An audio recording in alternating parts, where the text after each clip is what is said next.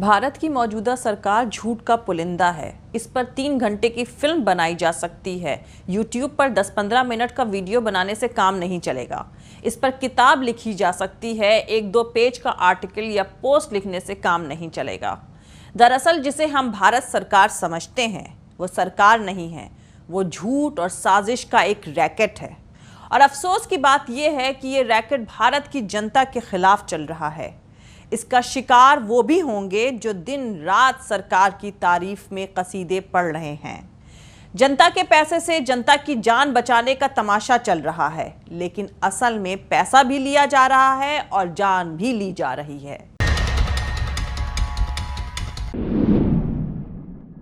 बिहार और यूपी में गंगा नदी में बहती लाशों के बाद अब गंगा किनारे की रेत में बड़ी तादाद में दफनाई गई लाशें मिल रही हैं। यूपी के हमीरपुर, बलिया, गाजीपुर और उन्नाव में यमुना और गंगा में बहती लाशों के ढेर नजर आ रहे हैं। उन्नाव में गंगा घाट पर हर रोज दर्जनों लाशों को चिता तक नहीं नसीब हो रही है, बल्कि उन्हें रेत में दफन किया जा रहा है। चंदौली में आधा दर्जन लाशें तैरती हुई मिली हैं।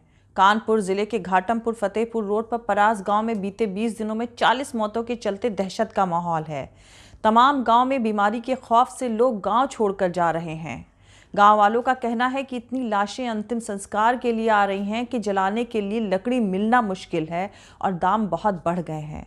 इन सब के बावजूद उत्तर प्रदेश की योगी सरकार के मुताबिक कोरोना का कहर थमने लगा है। सरकार के आंकड़ों के मुताबिक गांव-गांव जांच हो रही है और दवाएं बंट रही हैं और सैनिटाइजेशन भी हो रहा है। सरकार WHO का हवाला देते हुए ट्विटर पर खुद के मॉडल को बेहतर करार देने का ट्रेंड भी करा रही है, जबकि उत्तर प्रदेश में मां गंगा अपनी जिंदगी का सबसे खौफनाक मंजर देख रही है।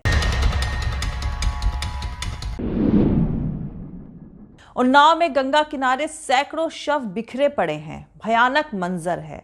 अखबार लिखते हैं कि गंगा के घाट पर यह सदी का सबसे खौफनाक नज़ारा है। उन्नाव के बक्सर में गंगा किनारे रेत में महज 500 मीटर में अनगिनत लाशें दफन हैं। रेत हटने से कई शव बाहर आ गए हैं। चारों तरफ इंसानी जिस्म के हिस्से बिखरे पड़े हैं।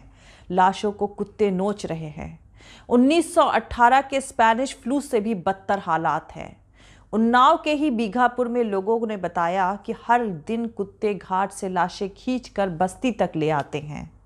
आम दिनों में हर दिन 8 से 10 लाशों का ही अंतिम संस्कार होता है, लेकिन अब हर रोज 100 से 150 लाशें पहुंच रही हैं। ज्यादातर लोग लाशों को दफन करके चले जाते हैं। उन्नाव के शुक्लागंज घाट पर 800 मीटर के दायरे में 1200 से ज्यादा लाशें दफन की गई हैं। घाट PPE kit, mask, dead body cover से पट गए हैं। 1918 में फैले स्पेनिश फ्लू के दौरान भी भारत में करीब 1.7 करोड़ लोग मारे गए थे। तब भी शवों के अंतिम संस्कार के लिए जगहें कम पड़ रही थीं। लोग शवों को नदियों के किनारे फेंक कर चले जाते थे। उन लाशों को कुत्ते और पक्षी नोच कर खाते थे। भारत की लाइफलाइन गंगा सदी की सबसे बड़ी तबाही की गवाह बन रही है। जो गंगा लाखों भारतीयों को जिंदगी देती है, रोजगार देती है, उसी गंगा के दामन में आज सैकड़ों लाशें बिखरी पड़ी हैं। भारत को विश्व गुरु बनाना था, हिंदू के धर्म और कल्चर की हिफाजत करनी थी। नारों में बीजेपी की तरफ से यही सब कहा गया था, लेकिन इस तबाही ने हिंदुओं से उनकी परंपरा, उनके ट्रेडिशन तक को छीन लिया है। ये शवों को जलाने की जगह रेत में दफना रहे हैं। मोदी को क्रिटिसाइज करने पर नाराज हो जाने वाले भक्त चुनाव के जरिए लाई गई इस तबाही से आहत नहीं हो रहे हैं। अपने अनगिनत बेटों की लाशों के लिए गंगा मां का दामन छोटा पड़ गया है। ज्यादातर लोगों की मौत रिकॉर्ड्स में नहीं है, क्योंकि उन्हें ना तो अस्पताल मिला, ना जांच हुई। भारत 1918 की गुलामी से भी बुरे हालात में है। आंकड़ों में 4000 मौतें हैं। तो क्या भारत अपने 4000 नागरिकों की लाशों को इज्जत के साथ ठिकाने नहीं लगा सकता? दरअसल सैकड़ों हजारों मौतें छुपाई जा रही हैं।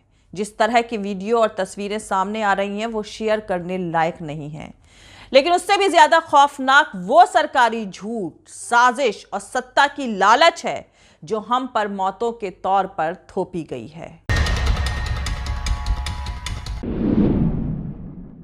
यहां जान बचाने के नाम पर जान ले लेने का तमाशा चल रहा है। ये महामारी में जान गंवा रही जनता को लूटने की कहानी है। कहानी ये है कि महामारी आई तो देश की जनता से एक अकाउंट में डोनेशन देने को कहा गया, जनता ने जमकर पैसा डोनेट किया। फंड में कितने करोड़ इकट्ठा हुए ये नहीं बताया गया। इस फंड से 2000 करोड़ में वेंटिलेटर्स खरीदे गए और देश भर के अस्पतालों में भेजे गए ताकि बीमार लोगों की जान ली जा सके। इन वेंटिलेटर के बारे में जानेंगे तो आप फख्र से फूल जाएंगे। इस पैसे से कुछ बोगस कंपनियों को भी वेंटिलेटर बनाने का ठेका दिया गया, जिन्हें वेंटिलेटर्स बनाने का कोई एक्सपीरियंस तक नहीं था। आप ऊपर वाले से दुआ करें कि आपको अस्पताल जाना पड़े तो आपको इन वेंटिलेटर्स से कभी पाला ना पड़े। आपको बता दूं कि भोपाल के हमीदिया अस्पताल को 40 वेंटिलेटर्स दिए गए, जिसमें से 9 खराब हो गए। अचानक बंद हो जाने से एक मरीज की जान तक चली गई। ईटीवी ने लिखा है कि कोरोना संक्रमितों की जान बचाने के लिए भोपाल के हमीदिया हॉस्पिटल में पीएम केयर फंड से 48 वेंटिलेटर्स भेजे गए। जेपी हॉस्पिटल में 10 वेंटिलेटर्स भेजे गए, लेकिन ये सब बेहद घटिया क्वालिटी के हैं। मध्य प्रदेश के सागर जिले के बुंदेलखंड मेडिकल कॉलेज में पीएम केयर फंड से मिले वेंटिलेटर्स में शॉर्ट सर्किट हो गया। कागजों के हिसाब से यहां 72 वेंटिलेटर्स हैं, लेकिन उसमें से इस वक्त सिर्फ 5 ही काम कर रहे हैं। वन इंडिया ने लिखा है कि मध्य प्रदेश और छत्तीसगढ़ में कई वेंटिलेटर्स कबाड़ की तरह पड़े हैं। डॉक्टर्स का कहना है कि ये इतने घटिया है कि सही से काम नहीं करते। छत्तीसगढ़ के बालोद जिला अस्पताल को 6 वेंटिलेटर्स मिले थे, जिसमें 2 लगाए गए। छत्तीसगढ़ हेल्थ डिपार्टमेंट ने दावा किया कि उसे पीएम केयर फंड से 230 वेंटिलेटर्स मिले हैं, लेकिन 58 काम नहीं कर रहे हैं। डॉक्टर्स ने एडमिनिस्ट्रेशन को बताया कि ये वेंटिलेटर्स बेहद घटिया क्वालिटी के हैं और इनमें गड़बड़ी मौजूद है। न ऑक्सीजन फ्लो आता है, न प्रेशर बनता है, चलते चलते मशीन बंद हो जाती है। ऐसे में मरीजों की जान बचाना मुश्किल है। पीएम केयर फंड से 80 वेंटिलेटर्स फरीदकोट के गुरु गोविंद सिंह मेडिकल कॉलेज में भेजे गए थे, जिसमें से 71 खराब हैं। ये अपने आप चलते चलते बंद हो जाते हैं। डॉक्टर्स ने कहा है कि इन वेंटिलेटर्स की क्वालिटी इतनी खराब है कि इनका इस्तेमाल करके मरीजों की जान जोखिम में नहीं डाली जा सकती। नासिक म्युनिसिपल कॉर्पोरेशन को पीएम केयर फंड से 60 वेंटिलेटर्स यानी 60 वेंटिलेटर्स मिले थे। वेंटिलेटर किसी काम के नहीं हैं। एडमिनिस्ट्रेशन का कहना है कि वेंटिलेटर्स आधे अधूरे ही भेजे गए हैं। जिस कंपनी ने वेंटिलेटर्स दिए उसी को कुछ और पार्ट्स जोड़कर इन्हें चलाना था, लेकिन बाकी पार्ट्स अब तक भेजे ही नहीं गए। मेल करने के बावजूद कंपनी ने अपना काम पूरा नहीं किया। झारखंड के हजारीबाग में भेजे गए 38 में से 35 वेंटिलेटर्स खराब पड़े हैं। भरतपुर के जिला आरबीएम अस्पताल में 40 वेंटिलेटर्स भेजे गए थे, जिसमें से सिर्फ 19 ही काम कर रहे हैं। राजस्थान के जालोर जिला अस्पताल में बंद पड़े 13 नए वेंटिलेटर्स पर बीजेपी विधायक जोगेश्वर गर्ग नाराज हो गए। 10 मई को उन्होंने ट्वीट किया था कि मैं अपनी सारी ताकत और समझ काम में लेकर थक चुका हूं, लेकिन नतीजा 0 है। अब बस कलेक्टर ऑफिस के आगे खड़े होकर खुद को आग लगाना ही बाकी रह गया है। आप कहो तो वो भी कर लूं, अगर कोई इस बात की गारंटी ले कि उसके बाद ये वेंटिलेटर्स चालू हो जाएंगे। भीलवाड़ा के महात्मा गांधी अस्पताल में 25 वेंटिलेटर्स भेजे गए थे, लेकिन 9 मई तक वो चादर के नीचे हिफाजत से रखे हुए अंडे दे रहे थे। राज्यसभा सांसद किरोड़ी लाल मीणा 8 मई को राजस्थान के दौसा जिला अस्पताल पहुंचे तो वहां पीएम केयर से आए 19 वेंटिलेटर्स बंद पड़े थे। मीणा ने इस पर काफी नाराजगी जताई। उनकी नाराजगी किस काम की थी ये पता नहीं चल पाया है, पर अस्पताल एडमिनिस्ट्रेशन ने यह जरूर कहा है कि पीएम केयर फंड से आए वेंटिलेटर्स में कमियां हैं। योगी का उत्तर प्रदेश सबसे महान है, जहां कानपुर के काशीराम अस्पताल में 6 वेंटिलेटर्स डिब्बे में पैक रखे हैं, इंस्टॉल करने की जगह नहीं है।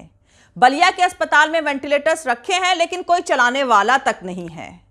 फिरोजाबाद के अस्पताल में भी 60 से ज्यादा वेंटिलेटर सील पैक करके संभाल करके रखे गए हैं। हाथरस के अस्पताल में 4 वेंटिलेटर्स खराब हैं और ताले में बंद हिफाजत से रखे हैं। इटावा के सरकारी अस्पताल में 18 वेंटिलेटर्स भेजे गए हैं, लेकिन 11 मई तक उनका इस्तेमाल नहीं हो रहा था। गोंडा में 6 वेंटिलेटर्स भेजे गए, लेकिन चलाने वाला कोई नहीं भेजा गया। कानपुर के हैलट अस्पताल में 55 वेंटिलेटर्स बंद पड़े हैं, उनमें तकनीकी गड़बड़ियां हैं। कंपनी के इंजीनियर्स ने ही इसे ठीक करने को लेकर हाथ खड़े कर दिए हैं। आज तक के मुताबिक यूपी में पीएम केयर्स फंड से आए 1194 वेंटिलेटर्स इस्तेमाल किए गए। इसमें 188 खराब निकले और 125 इस्तेमाल ही नहीं हुए। हिमाचल प्रदेश को इस फंड से 322 वेंटिलेटर्स मिले, जिसमें से 144 का ही इस्तेमाल हो रहा है, बाकी बंद पड़े हैं। बिहार के सुपौल सदर अस्पताल में 6 वेंटिलेटर्स हैं। सरकार की तरह वो भी मजे से आराम कर रहे हैं। अररिया सदर अस्पताल में भी 6 वेंटिलेटर्स मौजूद हैं, जो 8 महीनों से मौज काट रहे हैं। इनमें से एक तो आईसीयू के टॉयलेट में रखा है। अस्पताल का कहना है कि इन्हें चलाने वाला कोई नहीं है। गोवा में बीजेपी सरकार ने पीएम केयर्स फंड से मिले पैसे से 200 वेंटिलेटर्स खरीदे। इनमें से पर वेंटिलेटर की कीमत 2 लाख है, लेकिन सरकार ने दिल खोल कर इस पर पैसा खर्च किया और 2 लाख के वेंटिलेटर्स के लिए 8.5 लाख रुपए का पेमेंट किया है। गोवा के डॉक्टर्स आर वेंकटेश ने इस मामले में सीबीआई जांच की मांग करते हुए सुप्रीम कोर्ट में अर्जी दाखिल करी है। पीएम केयर्स फंड से पूरे देश में जहां जहां भी वेंटिलेटर्स भेजे गए हैं, सब जगह से यही शिकायतें आ रही हैं कि या तो चालू ही नहीं हुए, या पड़े सड़ रहे हैं, या फिर उन्हें चलाने वाला कोई नहीं है। मतलब जनता के पैसे से जनता की जान बचाने का तमाशा किया जा रहा है, लेकिन असल में ये पैसा भी ले लिया गया है और जनता की जान भी ली जा रही है। जय हिंद, सत्यमेव जयते, अल्लाह हाफिज। दोस्तों, हमारा पूरा वीडियो, दूसरे और वीडियोस देखने के लिए हमारा YouTube channel political Tamasha with doctor Arshi को सब्सक्राइब करके वहां पे लगी बेल आइकॉन को जरूर दबा दें, ताकि आपको हमारे आने वाले हर वीडियो की अपडेट्स मिलती रहे। और दोस्तों, अगर आपको हमारा काम पसंद आता है, हमारे वीडियोस पसंद आते हैं, तो www.patreon.com/dr अर्शी खान पर जाकर डोनेट करके आप हमारे काम को सपोर्ट कर सकते हैं। दोस्तों, अगर आपको हमारा वीडियो पसंद आता है तो लाइक और शेयर करना हरगिज नहीं भूलें। आप हमें फॉलो भी कर सकते हैं हमारे ट्विटर, इंस्टाग्राम और फेसबुक पेज पर। मेरा ट्विटर हैंडल है @arshi Aziz Khan. Thank you. मिलते हैं अगले वीडियो में।